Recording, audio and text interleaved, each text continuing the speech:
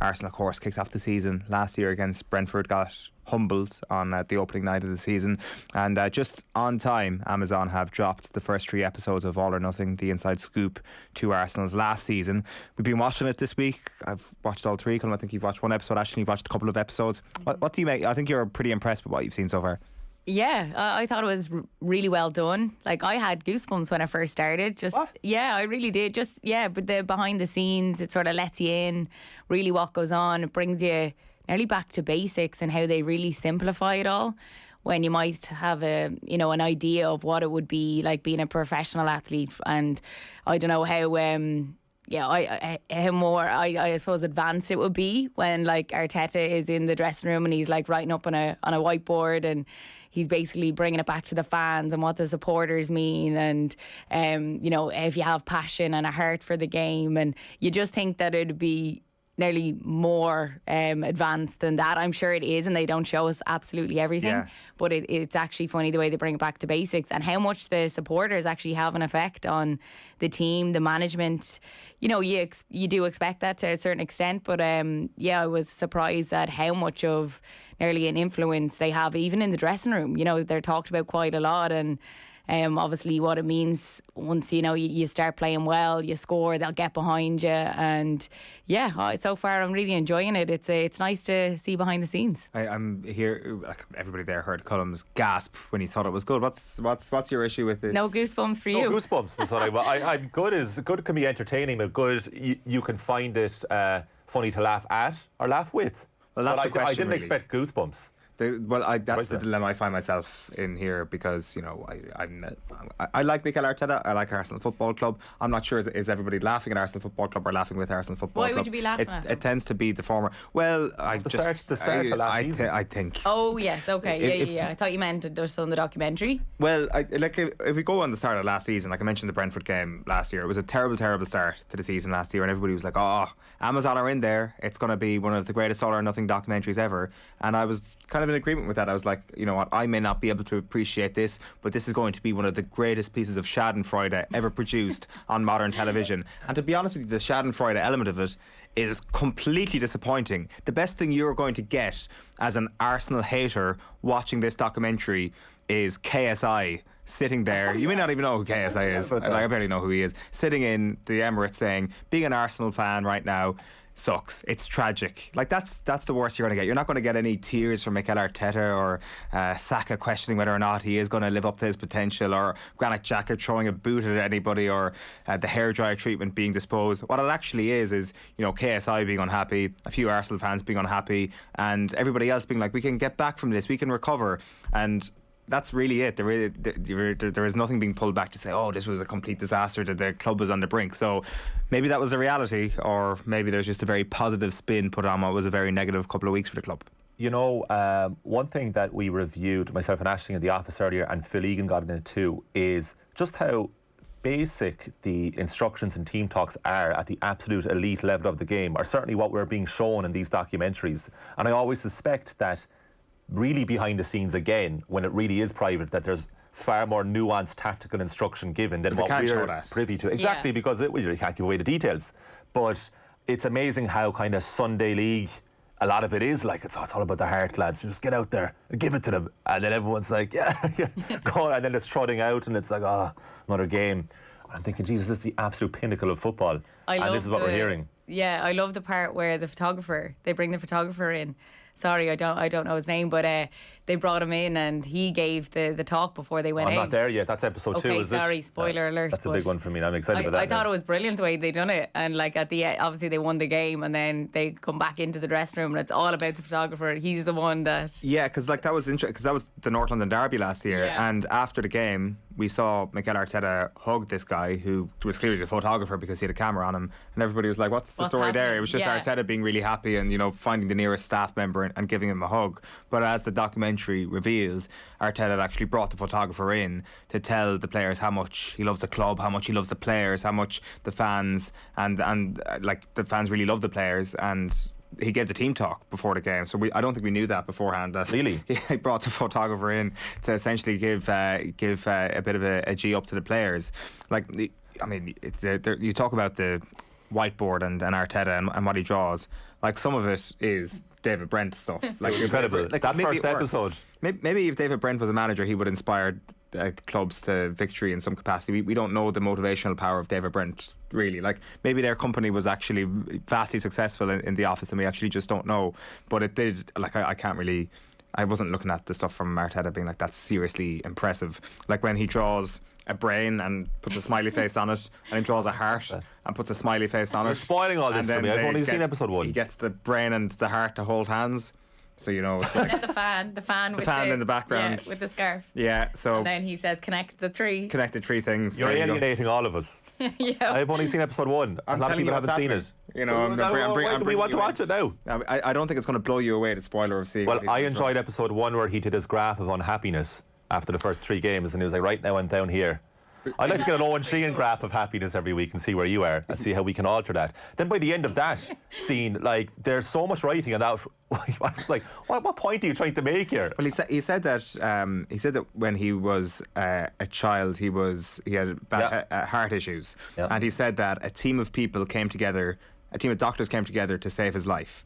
And I think, I'm not 100% sure, but I think he was trying to make the comparison between a team of doctors working together to save a boy's life and a team of Arsenal footballers coming together to get good results. And then he goes on to draw the x-axis and the y-axis, and he puts a dot below the x-axis and say, I was here last week, I was dead. And I was like, not really, not literally, Mikel, obviously. And then he says, but this week I am up here because it's been the best week of my life. And then he draws a load of squiggles, which isn't very becoming of a graph. And I got very confused. But it worked. They won that game. They beat Norwich. Yeah, And, I mean, it's the easy season to, was on. Yeah, it's easy to mock these managers because, like, they're in there every day. They have to come up with something new all the time. I imagine that there was a lot of cringeworthy stuff from Alex Ferguson back in the day that never saw the light of day. Like, you're going to try something new. Now, on that note, what I'm very excited about is the playing of You'll Never Walk Alone in the training field, which I assume, based on when that game is played, won't be until later in the series. No, it was. it was episode 3. Yeah. Oh, wow. Yeah. Oh, I'm looking forward to that. We got that. So That's ahead of basically, you now. That's next episode for you. Again, I mean, I really like Mikel Arteta. I don't know why it's coming across as if I'm like slamming him here and everything that he did, but I think his phrase while doing that was like, "This is one of my quirky ideas." I'm like, coaches do that all over the world, bringing in speakers. A player like Mick Bowen was in studio here saying that they played Aaron Aveen out through the speakers before the Women's All-Ireland a few years ago, before Dublin played Mayo. And then Mikel Arteta 2 years later is like, you know, bringing speakers into the training ground, just one of my crazy ideas, as if he's some sort of mad scientist. Like, people do that all the time, and they were blaring out "You'll Never Walk Alone" through the speakers, and then they got smashed 4-0. He did take the good cop approach after that, and said that he wasn't going to criticise them too much. I don't know why I'm like slamming Arteta here so much. So, like, I really like Mikel Arteta. I think that he's done a very, very good job, but I can see the flood, not the flood of abuse, but people kind of like scratching their head a little bit about some of the stuff that he did, or maybe not even scratching their head about it, maybe just being like, well, that's unusual, and not necessarily saying it was the wrong thing to do. I thought it was nice the way you got to know some of the players as well. Like Saka, for example, like, he was just sitting having his lunch one day and he's talking about, you know, going out to play a game and, you know, hoping that he plays well and hoping that he scores, and, you know, he's almost worrying about those things when you wouldn't expect that. He's really humble, and yeah, so it was nice to see that side of things, to what it actually means to them. Kieran Tierney as well speaks a little bit.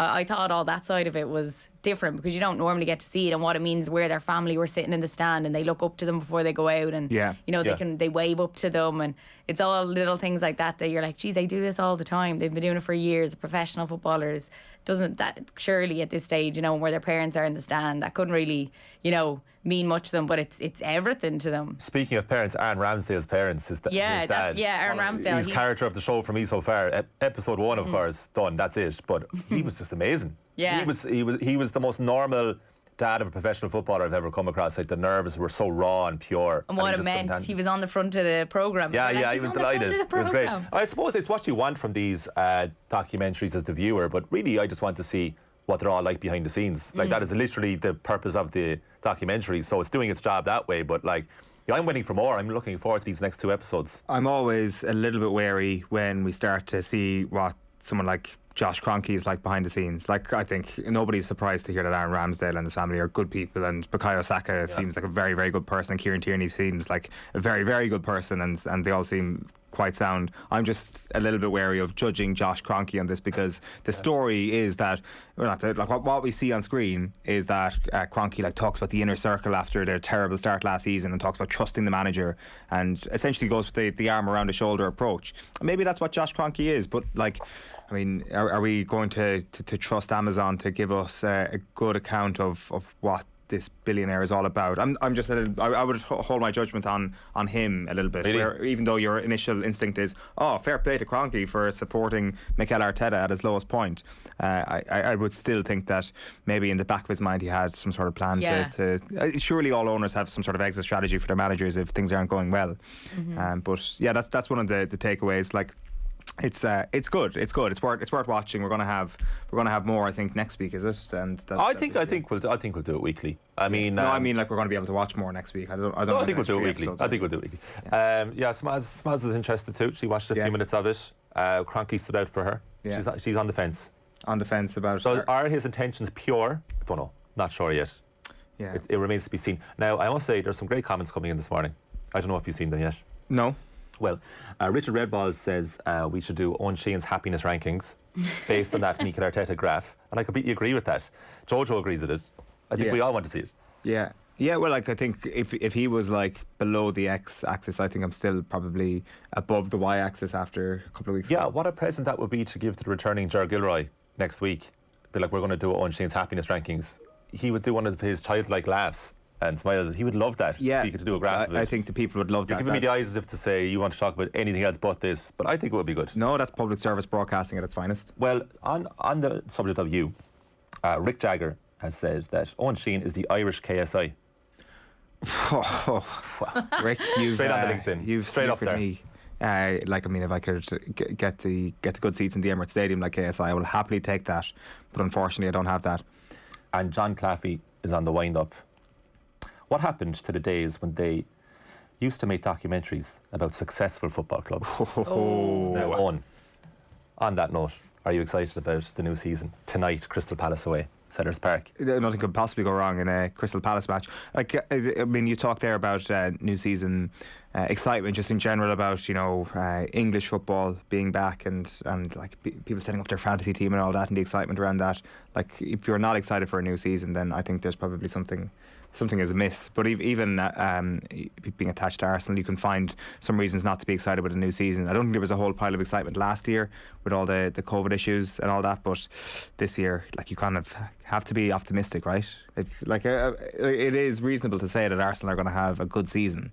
They, like, I could cue a car crash tonight where Crystal Palace ambushed them like they did a couple of times last season, and things are very, very disappointing for them. But I think all in all, it's going to be a very exciting season for Arsenal, a defining one where they have to finish top four, but an exciting one all the same. Do you remember when I asked you last week to name your starting 11 for Arsenal, and you based it on injuries and the current status?